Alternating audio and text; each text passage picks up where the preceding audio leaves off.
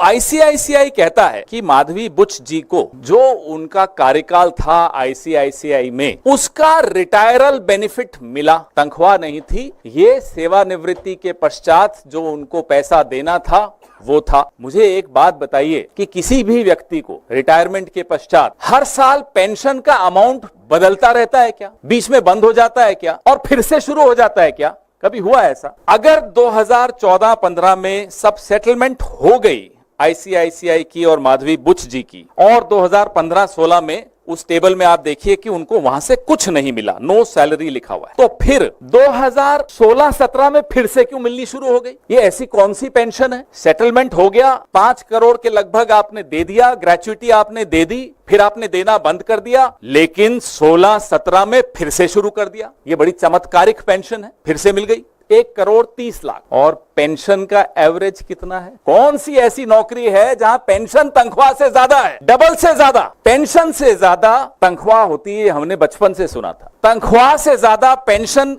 New India में आने लग गई, कुछ लोगों को मिलती है। उसके लिए आपको मोहरा बनना पड़ता, उसके लिए आपको प्यादा बनना पड़ता। उम्मीद है कि माधवी पी बुच जी ये टेबल देखेंगी और जवाब देंगी। तनख्वाह कितनी थी? मैं फिर से दोहराता हूं, 1,30,00,000 सालाना औसत तनख्वाह 2007-8 से लेकर और 2014-15। ऐसी नौकरी हम सबको भी मिलनी चाहिए जहां पेंशन तनख्वाह से ज्यादा हो। क्या ये लाभ, इस तरह का लाभ आईसीआईसीआई के बाकी तमाम कर्मचारियों को भी मिलता है? हम ये जानना चाहते हैं। माधवी जी जवाब दें। हमने कल भी उनको आग्रह किया था कि आप खुद जवाब दीजिए, नहीं तो हम हर दूसरे दिन आएंगे, कुछ नई बातें करेंगे, कुछ नए खुलासे करेंगे, क्योंकि अभी तो ये शुरुआत। भाजपा के एक पूर्व सांसद भी आरोप लगा रहे हैं कि माधवी बुच जी और सेबी में किस तरह का भ्रष्टाचार है। सबूतों के साथ वो बात कर रहे हैं। फिर भी अगर सरकार को नहीं जवाब देना या इस दिशा में कोई कदम नहीं उठाना, तो लोग सुन रहे हैं, लोग देख रहे हैं। प्रधानमंत्री से भी हमने बोला है, सवाल उठाए हैं, वो भी जवाब दें। उन्होंने खुद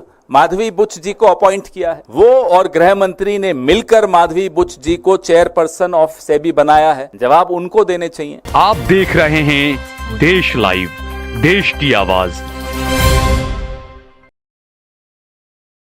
नमस्कार साथियों, हमने कल एक खुलासा किया था, we done an expose yesterday, और हमने 3 लोगों से सवाल पूछे थे।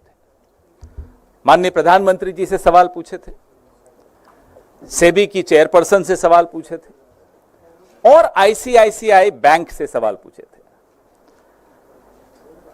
इनमें से कौन मोहरा है और कौन खिलाड़ी है मुझे नहीं मालूम, लेकिन एक मोहरे का जवाब आया, आईसीआईसीआई का जवाब आया। उस बारे में थोड़ी चर्चा कर लें, क्योंकि उस जवाब से और सवाल खड़े हो जाते हैं। उस जवाब ने हमारा काफी काम आसान कर दिया। इस पूरे घोटाले का एक परत और खुली इस जवाब से। They have helped us in unlayering this exposé even further. तो आईसीआईसीआई कहता है कि माधवी बुच जी को जो उनका कार्यकाल था आईसीआईसीआई में, उसका रिटायरल बेनिफिट मिला, तनख्वाह नहीं थी। ये सेवानिवृत्ति के पश्चात जो उनको पैसा देना था वो था। अब मैं अपने साथियों से कहूंगा कि वो टेबल खोलें, क्योंकि वो टेबल बहुत कुछ बताता है। इसको थोड़ा आपको दिख रहा है ये टेबल अच्छी तरह? नहीं, यहां से पीछे दिख ही रहा। तो आप देखेंगे कि माधवी बुच जी आईसीआई से रिटायर हुई और उस वक्त उनको कुछ ग्रेच्युटी मिली। टेबल में आप देखिए 71,90,000 2013-14 में उनको ग्रेच्युटी मिली। उसके आगे लिखा हुआ है अलाउंस ग्रेच्युटी फंड। 2014-15 में 5,36,08,825 रुपए, ये हम मान लेते हैं 1 मिनट के लिए कि ये रिटायरमेंट कम्यूटेड जो पेंशन है ये उनको मिल गई। चलिए मान लिया। उसके बाद मुझे एक बात बताइए कि किसी भी व्यक्ति को रिटायरमेंट के पश्चात हर साल पेंशन का अमाउंट बदलता रहता है क्या? बीच में बंद हो जाता है क्या और फिर से शुरू हो जाता है क्या? कभी हुआ ऐसा? मैं बताता हूं कैसे हुआ। यहां अगर 2014-15 में सब सेटलमेंट हो गई आईसीआईसीआई की और माधवी बुच जी की, और 2015-16 में उस टेबल में आप देखिए कि उनको वहां से कुछ नहीं मिला, नो सैलरी लिखा हुआ है, तो फिर 2016-17 में फिर से क्यों मिलनी शुरू हो गई? ये ऐसी कौन सी पेंशन है? सेटलमेंट हो गया, 5 करोड़ के लगभग आपने दे दिया, ग्रेच्युटी आपने दे दी, फिर आपने देना बंद कर दिया, लेकिन 16-17 में फिर से शुरू कर दिया। यह बड़ी चमत्कारिक पेंशन है, फिर से मिल गई। ना केवल इतना, अब मैं आपको इस टेबल पे फिर से देखने को कहूंगा। इस टेबल में आपको 2007 से लेकर और 2013-14 जब तक वो आईसीआईसीआई में थी, उनकी तनख्वाह दिखाता हूं। एवरेज अगर आप इसकी निकालेंगे, if you take out the average salary, annual salary of Madhabi P Buch ji when she was in the ICICI between 2007-8 and 2013-14, the average comes out to be 130 lakhs, 1 crore 30 lakhs, 1 crore 30 lakh. और पेंशन का एवरेज कितना है साल का? 2 करोड़ 77 लाख। कौन सी ऐसी नौकरी है जहां पेंशन तनख्वाह से ज्यादा है, डबल से ज्यादा? ये तो हमें मालूम ही नहीं था। ये तो कल आईसीआईसीआई के जवाब जब आए तो रिसर्च की, पेंशन से ज्यादा तनख्वाह होती है, हमने बचपन से सुना था। तनख्वाह से ज्यादा पेंशन न्यू इंडिया में आने लग गई। कुछ लोगों को मिलती है, उसके लिए आपको मोहरा बनना पड़ता है, उसके लिए आपको प्यादा बनना पड़ता है। हम इस बात का जवाब, आईसीआईसीआई से हमें कोई गुरेज नहीं है, वो दे दें, हमें कोई दिक्कत नहीं। उम्मीद है कि माधवी पी बुच जी ये टेबल देखेंगी और जवाब देंगी कि ये 16-17 को फिर से पेंशन क्यों मिलनी शुरू हो गई, तथाकथित pension, the so called pension. वैसे मैं आपको बता दूं, ये वही साल है जब वो सेबी में होल टाइम मेंबर बन गई थी। तो जब सेबी में होल टाइम मेंबर बन गई तो फिर से तथाकथित पेंशन मिलनी शुरू हो गई। और पेंशन कितनी? 2 करोड़ 77 लाख औसत एवरी ईयर। तनख्वाह कितनी थी? मैं फिर से दोहराता हूं, 1 करोड़ 30 लाख सालाना औसत तनख्वाह 2007-8 से लेकर और 2014-15 तक। ऐसी नौकरी हम सबको भी मिलनी चाहिए जहां पेंशन तनख्वाह से ज्यादा हो। अब उन्होंने दूसरा मुद्दा आईसीआईसीआई ने जवाब दिया, ईसॉप्स का। ये बड़ा महत्वपूर्ण मुद्दा है। जो एम्प्लॉइज स्टॉक ऑप्शन है, आईसीआईसीआई कहता है कि हमारे एम्प्लॉइज इंक्लूडिंग रिटायर्ड एम्प्लॉइज के पास एक चॉइस होती है एक्सरसाइज करने की अपना ईसॉप 10 साल वेस्टिंग के बाद तक। ये आईसीआईसीआई ने कल अपने जवाब में कहा। अब मैं आपका ध्यान आकर्षित करता हूं, जो उनकी ईसॉप पॉलिसी यूएस की, जैसे हमारे यहां सेबी होता है, यूएस में एसईसी होता है। अमेरिका की एसईसी की वेबसाइट पे आईसीआईसीआई ने जो अपनी ईसॉप की पॉलिसी डाली है वो तो कुछ और कहती है, हिंदुस्तान की वेबसाइट पे डाली नहीं। ये एक और सवाल है, आपने अपनी ईसॉप की पॉलिसी पारदर्शी तरीके से हिंदुस्तान की वेबसाइट पे क्यों नहीं डाली? चलिए, नहीं डाली होगी, कोई कारण होंगे।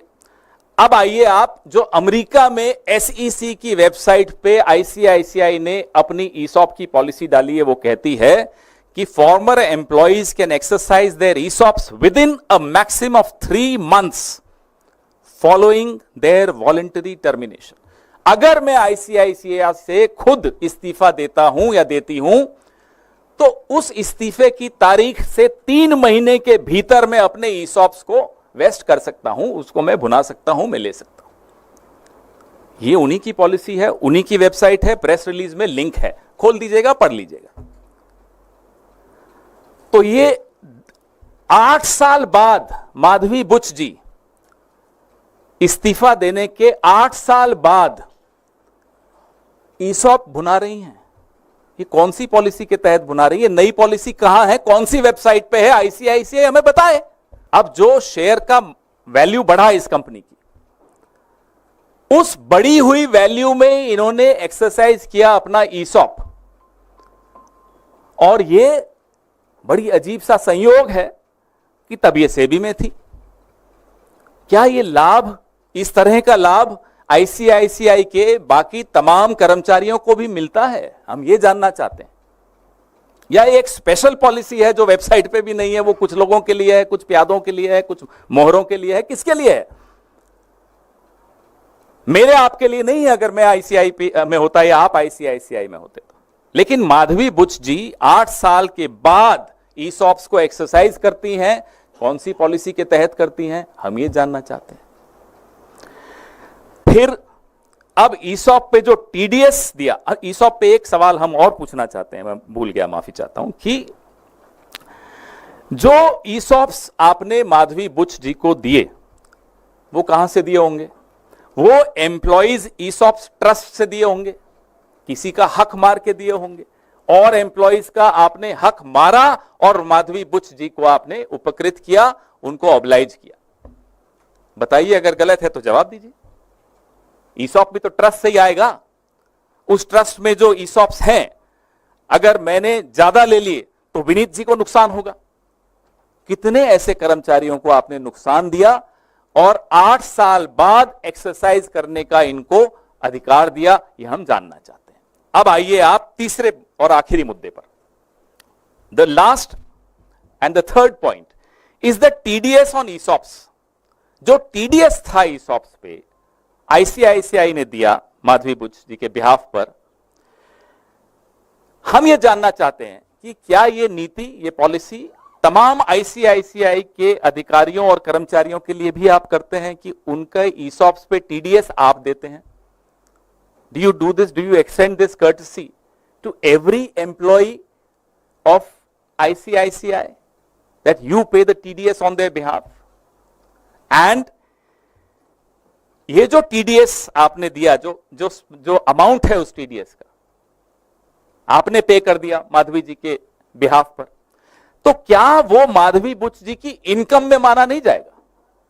हम और आप इनकम टैक्स देते हैं, हम सब थोड़ा बहुत समझते हैं इनकम टैक्स को, और अगर वो उनकी इनकम में है, she should be tax for it.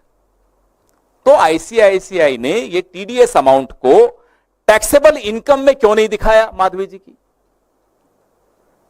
ये इनकम टैक्स का नॉन कंप्लायंस है इनकम टैक्स एक्ट का। हम एक और आरोप लगाते हैं, नया आरोप है।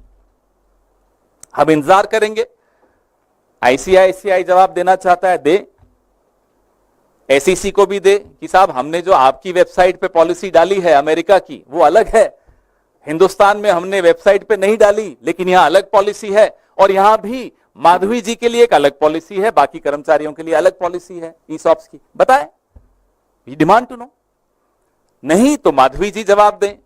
हमने कल भी उनको आग्रह किया था कि आप खुद जवाब दीजिए, नहीं तो हम हर दूसरे दिन आएंगे, कुछ नई बातें करेंगे, कुछ नए खुलासे करेंगे, क्योंकि अभी तो ये शुरुआत है।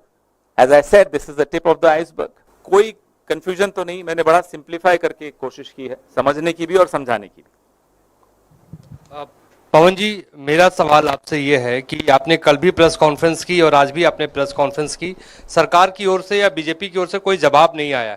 क्या आप लोग कोई कानूनी सहारा भी लेंगे इस मसले को लेकर? आपको जो अभी जवाब आ रहे हैं ना, ये किसी को बचाने के लिए आ रहे हैं। जिनको बचाने के लिए जवाब आ रहे हैं, वहां से आप किसी जवाब की उम्मीद मत करिएगा। उन्होंने अब अपने मोहरे आगे रखे हैं, अभी मोहरे जवाब दे रहे हैं। लेकिन शतरंज के खेल में खिलाड़ी को बचाने मोहरे नहीं आते। ये पहली बार हो रहा है, यहां भी नहीं बचा पाएंगे। रही बात कानूनी सहारे की, इंतजार कीजिए, अभी शुरुआत है, अभी तो बहुत कुछ आना है।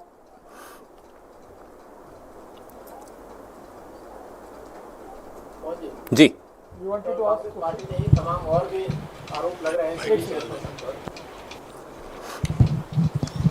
कांग्रेस पार्टी के प्रेस कॉन्फ्रेंस के साथ साथ और भी आरोप लगाए गए सेबी चेयरपर्सन पर, और कई प्रूफ भी दिए गए कई लोगों के द्वारा कि भाई वो करप्ट हैं सेबी चेयरपर्सन, और उनके खिलाफ कार्रवाई होनी चाहिए, सबूत भी है उनके पास। ये जो आरोप हमारे अलावा जो लगे हैं, भाजपा के एक पूर्व सांसद ने लगाए हैं, कोई छोटी बात नहीं है। भाजपा के एक पूर्व सांसद भी आरोप लगा रहे हैं कि माधवी बुच जी और सेबी में किस तरह का भ्रष्टाचार है। सबूतों के साथ वो बात कर रहे हैं। फिर भी अगर सरकार को नहीं जवाब देना या इस दिशा में कोई कदम नहीं उठाना तो लोग सुन रहे हैं, लोग देख रहे हैं। सर, क्या इसमें उन्होंने पूछा कानूनी कोई प्रक्रिया या फिर क्या पार्लियामेंट में इसको उठाएंगे, कोई जेपीसी या कोई संसदीय किसी तरह जांच की मांग भी इस मसले पर आप लोग करेंगे? लक्ष्मी जी, हम लोग लगातार इस पूरे सेबी के मामले पर, हिंडनबर्ग के मामले पर जेपीसी की मांग लगातार करते आए हैं। अब ये नए खुलासे हैं, ये हिंडनबर्ग रिपोर्ट से हटकर और खुलासे आए हैं, लगातार आ रहे हैं, आगे भी आएंगे। हमने पहले सोचा था कि हर 2 दिन बाद प्रेस कॉन्फ्रेंस करेंगे, लेकिन जवाब ऐसा मज़ेदार आया कि हमको लगा दूसरे ही दिन करनी चाहिए, वापस आज ही हम आ गए। लगातार हम आपको बताते रहेंगे, खुलासे करते रहेंगे। उसके बाद पार्टी और गठबंधन हमारा क्या निर्णय लेता है वो भी आपसे हम साझा करेंगे। सुभाष चंद्र जी से कुछ आपकी बातचीत हो गई है? उन्होंने जो आरोप लगाए हैं, आपने जो सुना, हमने भी देखा। भाजपा के एक पूर्व सांसद हैं वो, उन्होंने भी गंभीर आरोप लगाए, कल ही लगाए, मैं रात को देख रहा था। तो अब हमें उनसे बातचीत नहीं करनी चाहिए, सेबी को हम सबसे बातचीत करनी चाहिए। आईसीआईसीआई ने तो बातचीत की है, और सबसे ज्यादा, अब मैं नहीं जानता कि वो खिलाड़ी हैं या प्यादे हैं, प्रधानमंत्री से भी हमने बोला है, सवाल उठाए हैं, वो भी जवाब दें। उन्होंने खुद माधवी बुच जी को अपॉइंट किया है, वो और गृह मंत्री ने मिलकर माधवी बुच जी को चेयरपर्सन ऑफ सेबी बनाया है, जवाब उनको देने चाहिए। ये अलग अलग फिगर्स है, उसको कैसे इंटरप्रेट करते हैं सर आप? यही हम पूछ रहे हैं, ये अलग अलग फिगर्स क्यों हैं? पेंशन अगर है तो फिगर सेम होना चाहिए। चलिए, कुछ हुआ होगा, हमें बताइए। फिर ये ब्रेक क्यों आया? फिर हमें बताइए कि पेंशन तनख्वाह से ज्यादा क्यों है? ये तमाम सवाल इसीलिए हमने पूछे क्योंकि ये टेबल जब आप देखते हो तो बहुत कुछ समझ भी आता है और कुछ और सवाल भी खड़े होते हैं, जैसा कि अब आपके जहन में एक सवाल खड़ा हुआ। पवन जी, भाजपा नेता अमित मालवीय ने एक ट्वीट किया, उसमें लिखा है कि जहां से हिंडनबर्ग ने छोड़ा है वहां से कांग्रेस शुरू किया। जब भी कांग्रेस कोई फर्जी एजेंडा चलाना होता है, खरगे या पवन खेड़ा को आगे कर दिया जाता है। मुझे ये बताइए, सवाल हमने प्रधानमंत्री से पूछा, सेबी से पूछा, सेबी की चेयरपर्सन से पूछा, आईसीआईसीआई से पूछा, ये बीच में आईटी सेल कहां से घुस गई? इनका भी कोई इंटरेस्ट है क्या? तो इस पर भी खुलासा हम करते हैं, जरा ढूंढते हैं। ये आईटी सेल चलाने का पैसा कहां से आ रहा है, ये भी हमें देखना चाहिए। कई लोग आके बताते तो हैं, अब और गंभीरता से लेंगे हम।